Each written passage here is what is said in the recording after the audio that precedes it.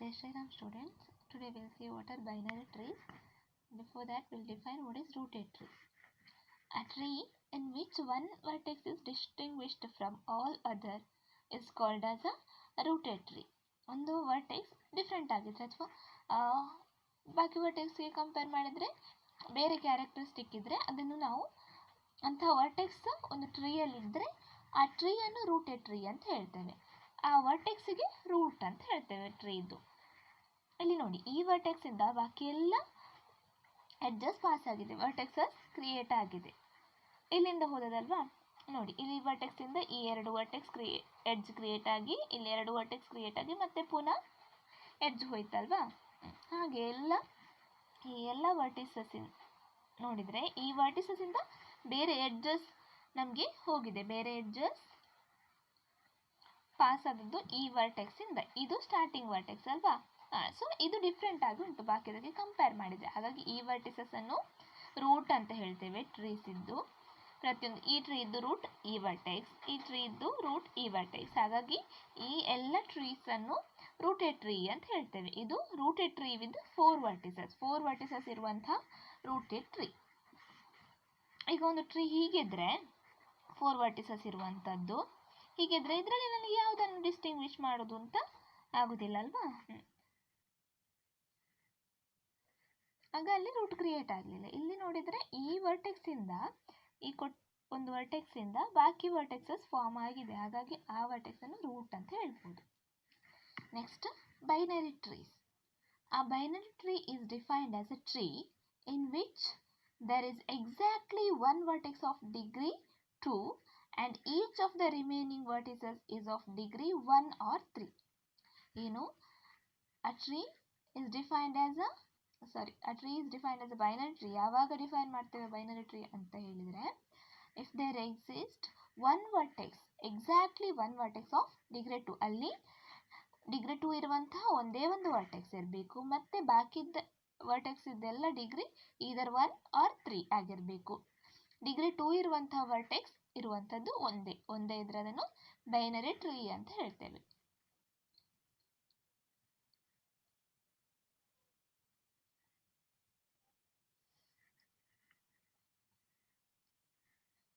Since example binary ಟ್ರೀಗೆ example ಕೊಡಲಿಲ್ಲ, ನಾನು ಹೀಗೆ ಹೇಳ್ತೇನೆ. ಈಗ ಈ ವರ್ಟೆಕ್ಸ್ ಈ ಟ್ರೀ ಕನ್ಸಿಡರ್ ಮಾಡುವ.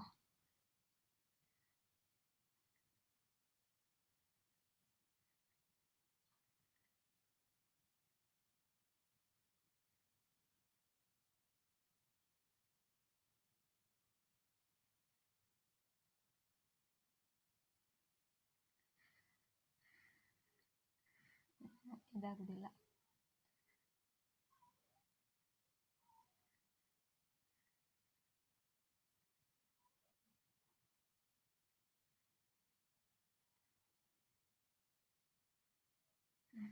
ಇದು ಒಂದು ಬೈನರಿ ಟ್ರೀ ಆಗ್ತದೆ. ಯಾಕೆ? ಇಲ್ಲಿ ನೋಡಿ, ಹಿಯರ್ ಈ ವರ್ಟೆಕ್ಸ್ ಇದ್ದು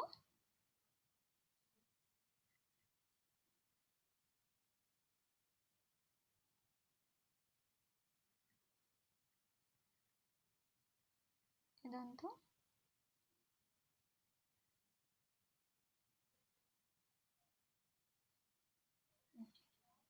ಇದಾಗಲ್ಲ.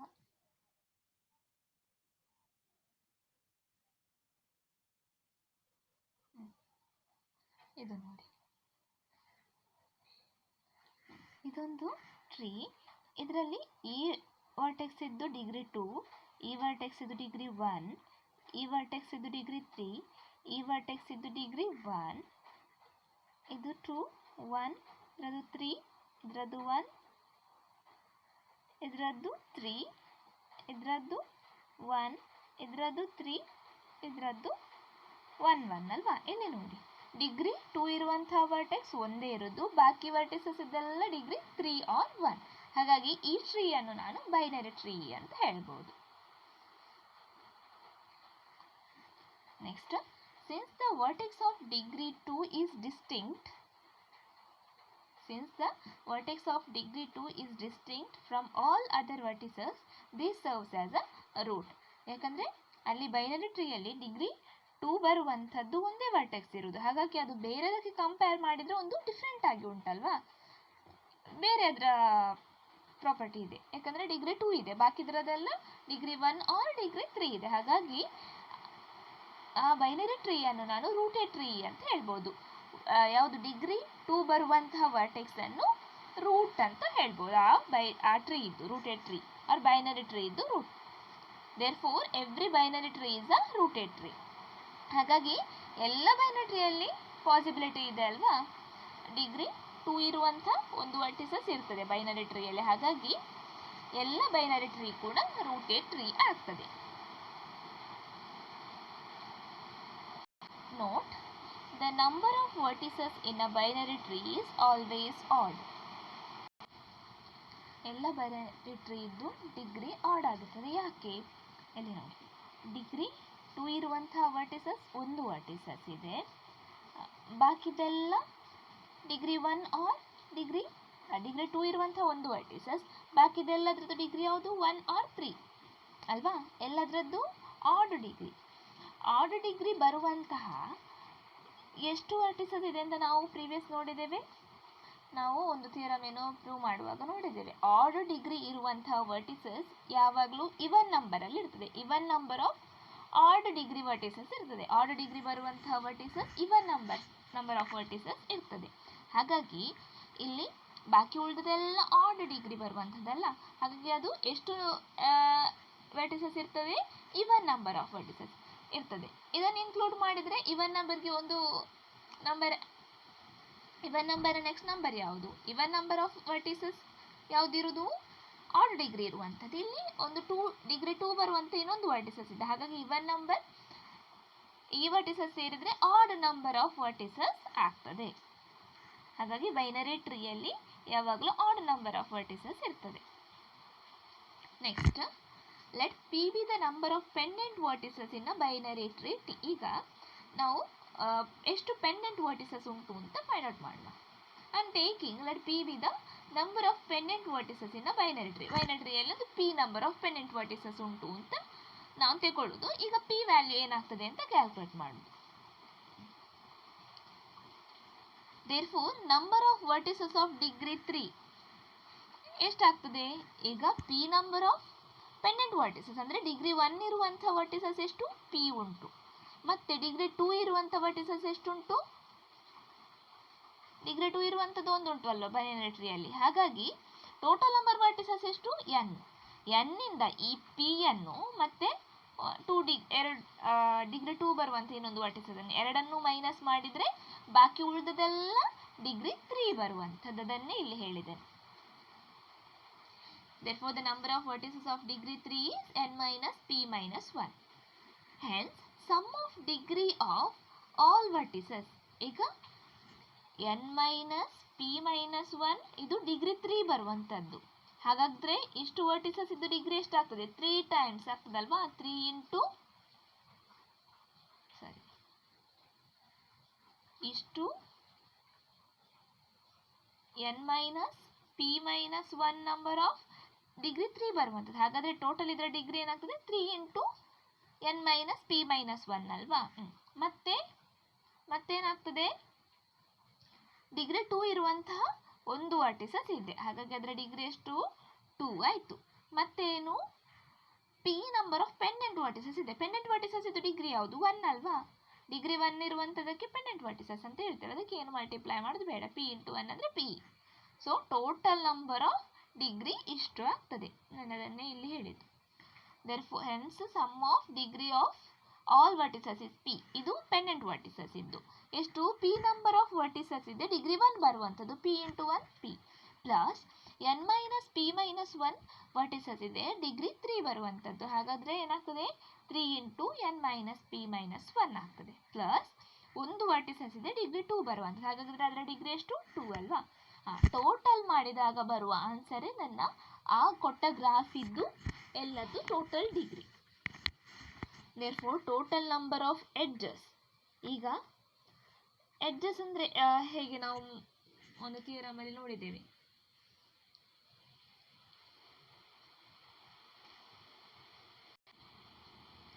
ಥಿಯರಮ್ ಅಲ್ಲ. ಈಗ ಒಂದು ವರ್ಟಿಸಸ್ ಎರಡು ಎಡ್ಜಸನ್ನು ಕಾಂಟ್ರಿಬ್ಯೂಟ್ ಮಾಡ್ತದೆ ಅಲ್ವಾ? ಹಾಗಲ್ಲ, ಒಂದು ಎಡ್ಜ್ ಎರಡು ವರ್ಟಿಸಸನ್ನು ಕಾಂಟ್ರಿಬ್ಯೂಟ್ ಮಾಡ್ತದೆ. ಈಗ ನಾವು ಒಂದು ಎಡ್ಜ್ ಹಾಕುವಾಗ ಎರಡು ವರ್ಟಿಸಸ್ ಬರ್ತದಲ್ವಾ, ಹಾಗಾಗಿ ಈ ಎಡ್ಜ್ ಇದರ ಡಿಗ್ರಿಯಲ್ಲೂ ಇರ್ತದೆ, ಇದರ ಡಿಗ್ರಿಯಲ್ಲೂ ಇರ್ತದೆ. ಹಾಗೆಯೇ ಬೇರೆ ಎಲ್ಲ ಎಡ್ಜಸ್ ನೋಡುವಾಗ ಒಂದು ಎಡ್ಜ್ ಎರಡು ಡಿಗ್ರಿಯನ್ನು ಕಾಂಟ್ರಿಬ್ಯೂಟ್ ಮಾಡ್ತದೆ. ಹಾಗಾಗಿ ಒಂದು ಎಡ್ಜ್ ಎರಡು ಡಿಗ್ರಿಯನ್ನು ಕಾಂಟ್ರಿಬ್ಯೂಟ್ ಮಾಡಿದರೆ ಟೋಟಲ್ ನಂಬರ್ ಆಫ್ ಎಡ್ಜ್ ಹೇಗಾಗ್ತದೆ? Half of the number of vertices ಅಲ್ವಾ? Half of the number of vertices. ನಾವು ಒಮ್ಮೆ ಪ್ರೂವ್ ಮಾಡುವಾಗ ಇದು ಪ್ರೂವ್ ಮಾಡಿದ್ವಿ, ಅದು ಮರ್ತೋಯ್ತು ಹೇಳಲಿಕ್ಕೆ. ಅದರಿಂದ ನಮ್ಮ ಕಾನ್ಸೆಪ್ಟ್ ಬರ್ತದೆ. ಅಂದರೆ ಒಂದು ಎಡ್ಜ್ ಎರಡು ಡಿಗ್ರಿಯನ್ನು ಕಾಂಟ್ರಿಬ್ಯೂಟ್ ಮಾಡುವ ಕಾರಣ summation of degree of all the vertices is equal to 2 into number of edge. ಹಾಗಾದರೆ ಎಡ್ಜ್ ಏನಾಗ್ತದೆ? 1/2 into sum of degree of all the vertices. ಈಗ ನಮಗೆ ಇಲ್ಲಿ ಏನು ಸಿಕ್ಕಿದೆ? sum of degree of all vertices. So total number of edge is equal to half into sum of degree of all the vertices.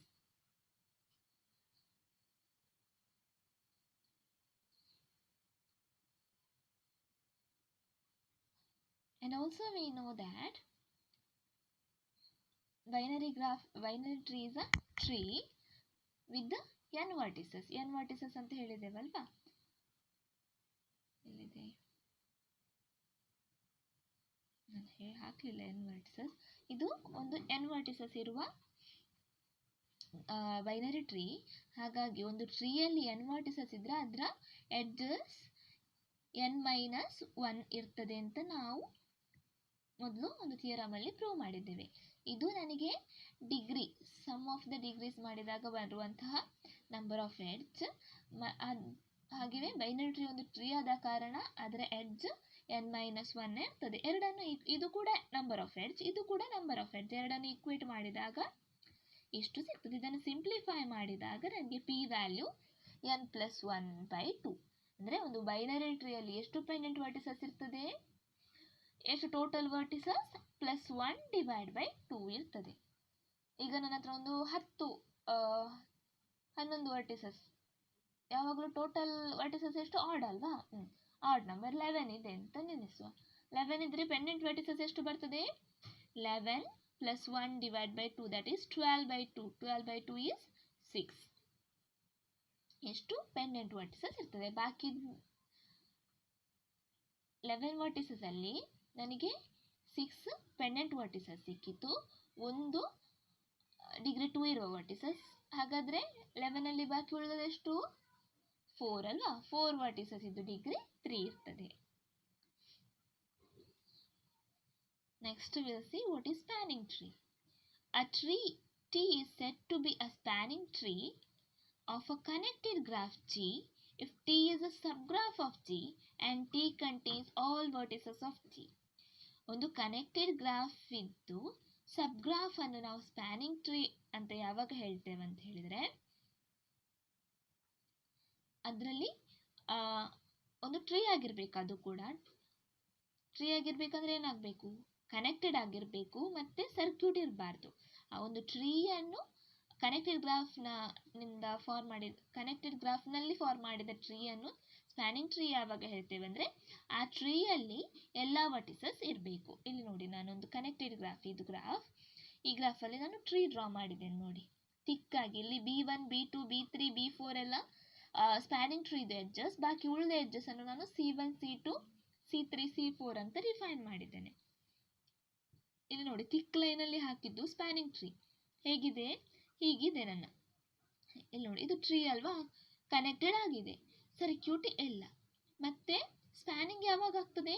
ಎಲ್ಲ vertices ಕೂಡ ಇದರಲ್ಲಿ ಇದ್ರೆ. ಎಲ್ಲ ವರ್ಟಿಸಸ್ ಉಂಟಲ್ವಾ? ಈ ವರ್ಟಿಸಸ್ ಇದೆ, ಇದು ಇದೆ, ಇದು ಇದು ಇದು. ಎಷ್ಟು ವರ್ಟಿಸಸ್ ಉಂಟು ಟೋಟಲ್? 4 5 6 7 ವರ್ಟಿಸಸ್ ಇಲ್ಲಿ ಉಂಟಾ? ಇಲ್ಲಿ ಕೂಡ 7 ವರ್ಟಿಸಸ್ ಉಂಟು. ಹಾಗಾಗಿ ಇದು ಸ್ಪ್ಯಾನಿಂಗ್ ಟ್ರೀ ಆಗ್ತದೆ. ನೆಕ್ಸ್ಟ್ ಥಿಯರಮ್, ಸ್ಟೇಟ್ಮೆಂಟ್ ಅಷ್ಟೇ ಇದೆ, ಪ್ರೂಫ್ ಇಲ್ಲ ನನಗೆ. Every connected graph has at least one spanning tree. ಎಲ್ಲ ಕನೆಕ್ಟೆಡ್ ಗ್ರಾಫಲ್ಲಿ ಅಟ್ಲೀಸ್ಟ್ ಒಂದಾದ್ರೂ ಒಂದು ಸ್ಪ್ಯಾನಿಂಗ್ ಟ್ರೀ ಇರ್ತದೆ. Next will define what are branches and card. An edge in a spanning tree T is called a branch of T. Spanning ಟ್ರೀಯಲ್ಲಿರುವ ಒಂದು edge ಅನ್ನು branch ಅಂತ ಹೇಳ್ತೇವೆ. ಆ tree spanning tree ಇದು branch ಅಂತ ಹೇಳ್ತೇವೆ. An edge of G which is not in a given spanning tree T is called chord.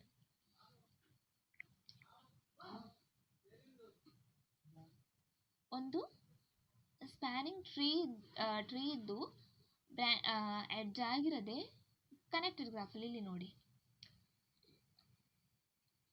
ಇದು ಎಲ್ಲ ಸ್ಪ್ಯಾನಿಂಗ್ ಟ್ರೀ ಇದ್ದು ಎಡ್ಜ್ ಅಲ್ವಾ, ಅದನ್ನೆಲ್ಲ ನಾವು ಬ್ರಾಂಚಸ್ ಅಂತ ಹೇಳ್ತೇವೆ.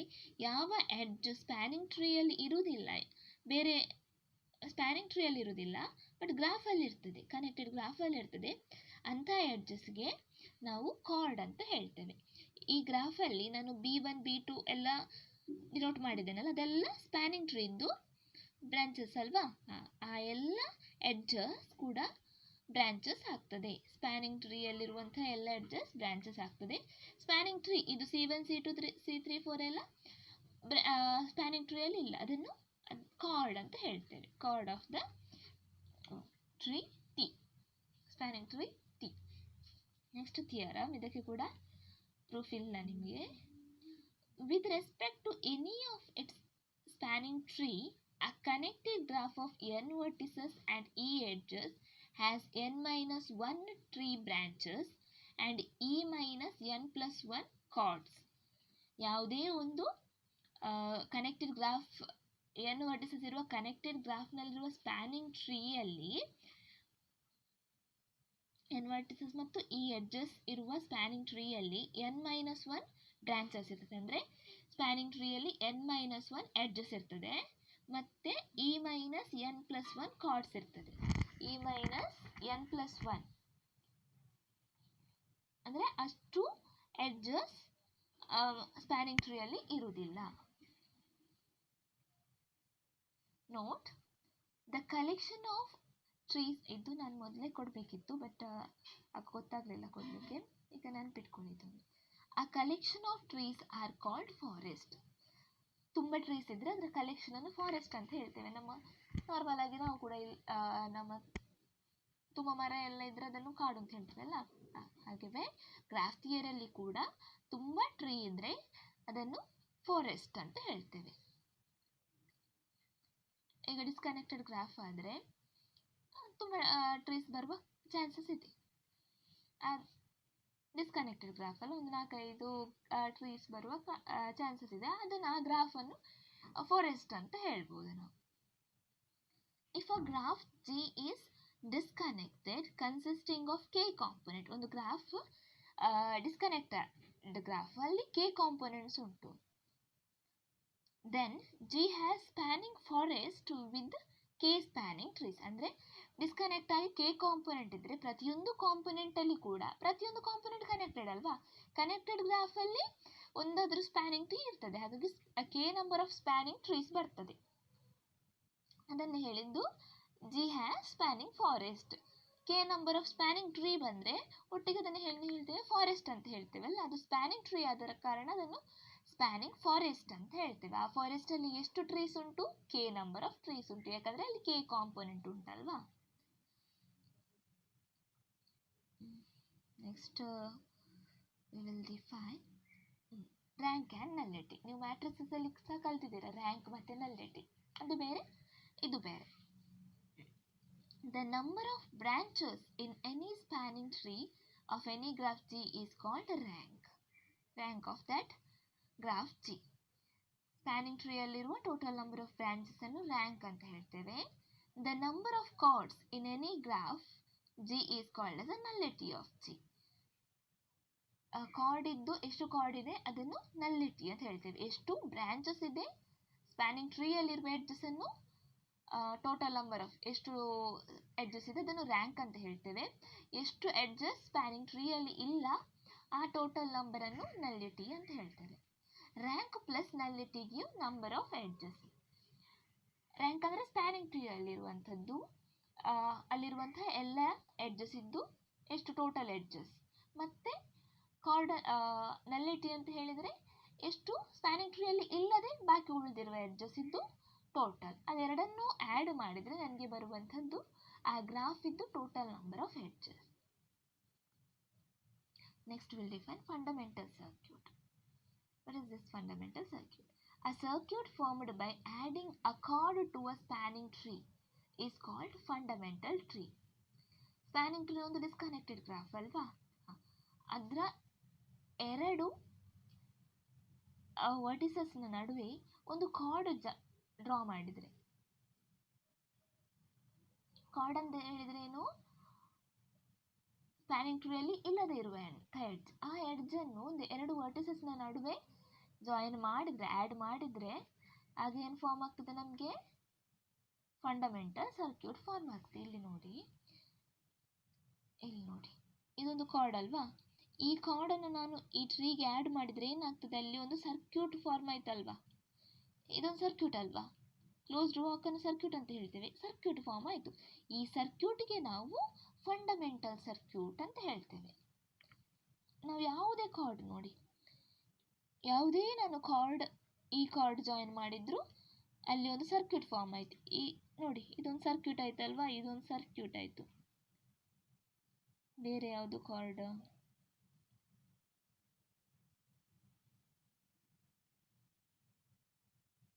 ಇದು ನಾನು ಜಾಯಿನ್ ಮಾಡಿದ್ರು ನೋಡಿ, ಇದನ್ನೀಗ ಇದು ನೋಡಲಿಕ್ಕೆ ಹೀಗೆ ಬರ್ತದೆ. ನಾನು ಇದನ್ನು ಆಚೆ ಹಾಕ್ತೇನೆ. ಇಲ್ಲಿ ಮತ್ತು ಇಲ್ಲಿಗೆ ನಾವು ಎಡ್ಜ್ ಹಾಕೋದಲ್ವಾ, ಅಲ್ಲಿರುವ ಕೋಡ್ ಹೀಗೆ ಬರ್ತದೆ ನೋಡಿ, ಹೀಗೆ ಹೀಗೆ ಹೀಗೆ ಹೀಗೆ. ಇದೊಂದು ಸರ್ಕ್ಯೂಟ್ ಆಗಲಿಲ್ವಾ, ಕ್ಲೋಸ್ಡ್ ವಾಕ್ ಅಲ್ವಾ, ಇದೊಂದು ಸರ್ಕ್ಯೂಟ್ ಆಯಿತು. ನಾವು ಯಾವುದೇ ಕಾರ್ಡ್ ಆ್ಯಡ್ ಮಾಡಿದ್ರು ಒಂದು ಸ್ಪ್ಯಾನಿಂಗ್ ಟ್ರೀಗೆ ನನಗೆ ಆಗ ಒಂದು ಸರ್ಕ್ಯೂಟ್ ಫಾರ್ಮ್ ಆಗ್ತದೆ. ಆ ಸರ್ಕ್ಯೂಟ್ಗೆ ಫಂಡಮೆಂಟಲ್ ಸರ್ಕ್ಯೂಟ್ ಅಂತ ಹೇಳ್ತೇವೆ. Next, a connected graph G is a tree if and only if adding an edge between any two vertices of G creates exactly one circuit. ಯಾವಾಗ ಗ್ರಾಫನ್ನು ಟ್ರೀ ಅಂತ ಹೇಳ್ತೇವೆ ಅಂತ ಹೇಳಿದರೆ, ಆ ಗ್ರಾಫಿಗೆ ಎರಡು ವರ್ಟಿಸಸ್ಸಿಗೆ, ಯಾವುದಾದ್ರೆ ಎರಡು ವರ್ಟಿಸಸ್ಸಿಗೆ ಒಂದು ಎಡ್ಜ್ ಹಾಕಿದಾಗ ಅಲ್ಲಿ ಎಕ್ಸಾಕ್ಟ್ಲಿ ಒಂದು ಸರ್ಕ್ಯೂಟ್ ಫಾರ್ಮ್ ಆಗ್ತದೆ. ಆದರೆ ಅದನ್ನು ನಾವು ಟ್ರೀ ಅಂತ ಹೇಳ್ಬೋದು. ಇದು if and only if condition. ಇದು ಕೂಡ ನಿಮಗೆ ಪ್ರೂಫ್ ಕೇಳಲಿಲ್ಲ, ಜಸ್ಟ್ ಥಿಯರಮ್. ಇದು ನೆನಪಿಡಬೇಕು ಥಿಯರಮ್. ನಾವು ನೆಕ್ಸ್ಟ್ ಯಾವುದಾದ್ರೂ ಬೇರೆ ಥಿಯರಮ್ಸ್ ಪ್ರೂವ್ ಮಾಡೋದಾದರೆ ಇದನ್ನು ಯೂಸ್ ಮಾಡ್ತೇವೆ. ಇಲ್ಲಿಗೆ ನಮ್ಮ ಫಸ್ಟ್ ಯೂನಿಟ್ ಮುಗೀತು. ತುಂಬ ಡೆಫಿನೇಷನ್ಸ್ ಕಲ್ತಿದ್ದೇವೆ, ಕನ್ಫ್ಯೂಷನ್ ಇರ್ಬೋದು ನಿಮಗೆ. ನೆಕ್ಸ್ಟ್ ನಾನು ಟೆಸ್ಟ್ ಮಾಡೋದಾದರೆ ಅಥವಾ ಫಸ್ಟ್ ಇಂಟರ್ನಲ್ ಮಾಡೋದಾದರೆ ನಾನು ಈ ಫುಲ್ ಯೂನಿಟನ್ನು ಇಡ್ತೇನೆ. ನಾನು ಇದರಲ್ಲಿರುವ ಕ್ವಶನ್ಸ್ ಮಾತ್ರ ಅಲ್ಲ ಕೊಡುವಂಥದ್ದು, ಬೇರೆ ಗ್ರಾಫ್ ಕೊಡ್ತೇನೆ. ಅದಕ್ಕೆ ನೀವು ಎಲ್ಲವನ್ನು ಡಿಫೈನ್ ಮಾಡಬೇಕಾಗ್ತದೆ. ಆಯ್ಲರ್ ಗ್ರಾಫ್, ಸ್ಪ್ಯಾನಿಂಗ್ ಟ್ರೀ ಯಾವುದಾದ್ರೂ ಹಾಕಬೇಕಾಗ್ತದೆ. ಬೇರೆ ಯಾವುದು ಕಲ್ತಿದ್ದೇವೆ ನಾವು, ಎಕ್ಸೆಂಟ್ರಿಸಿಟಿ ಫೈಂಡ್ ಔಟ್ ಮಾಡುವಂಥದ್ದು, ಸೆಂಟರ್ ನೋಡುವಂಥದ್ದು, ಸಬ್ ಗ್ರಾಫ್ ಮತ್ತು ಆಪರೇಷನ್ಸ್, ಗ್ರಾಫ್ ಆಪರೇಷನ್ಸ್ ಅದು ಇಂಪಾರ್ಟೆಂಟ್. ಮತ್ತು ಥಿಯರಮ್ ಸಾಲ್ವ್ ಮಾಡಲಿಕ್ಕೆ ಕೇಳ್ತೇನೆ. ಬೇರೆ ಯಾವುದು, ಕನೆಕ್ಟೆಡ್ ಡಿಸ್ಕನೆಕ್ಟೆಡ್ ಗ್ರಾಫ್ ಕೊಟ್ಟು ಅಲ್ಲಿ ಯಾವುದಾದ್ರೂ ಪ್ರಾಪರ್ಟಿ ಪ್ರೂವ್ ಮಾಡಲಿಕ್ಕೆ, ಐಸೋಮಾರ್ಫಿಸಮ್ ಹೌದಾ ಅಲ್ವಾ ನೋಡಲಿಕ್ಕೆ.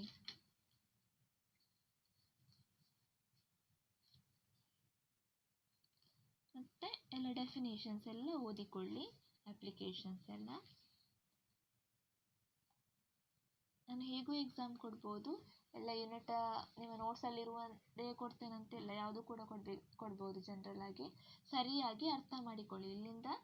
ಇಲ್ಲಿವರೆಗೆ ಯಾರಿಂದ ಕೂಡ ಒಂದು ಕ್ವಶನ್ ಕೂಡ ಬರಲಿಲ್ಲ, ಅರ್ಥ ಆಯ್ತಾ ಇಲ್ವಾ ಅಂತ. ಹೊಸ ಟಾಪಿಕ್ ಅಲ್ವಾ, ಹಾಗಾಗಿ ನಾನು ನಿಮಗೆ ಅರ್ಥ ಆಗಿದೆ ಅಂತಲೇ ಅಂದ್ಕೊಂಡಿದ್ದೇನೆ. ಎಕ್ಸಾಮ್ ಹೇಗೆ ಕೊಟ್ಟರು ನಿಮಗೆ ಬರಿಬಹುದು. ಅರ್ಥ ಆಗದಿದ್ದರೆ ಕೇಳಿಕೊಳ್ಳಿ. ಇಲ್ಲಿಗೆ ನಮ್ಮ ಫಸ್ಟ್ ಯೂನಿಟ್ ಮುಗಿಯಿತು. ನಾಳೆಯಿಂದ ಸೆಕೆಂಡ್ ಯೂನಿಟ್ ಸ್ಟಾರ್ಟ್ ಮಾಡಿ. ರಾಮ್ ರಾಮ್.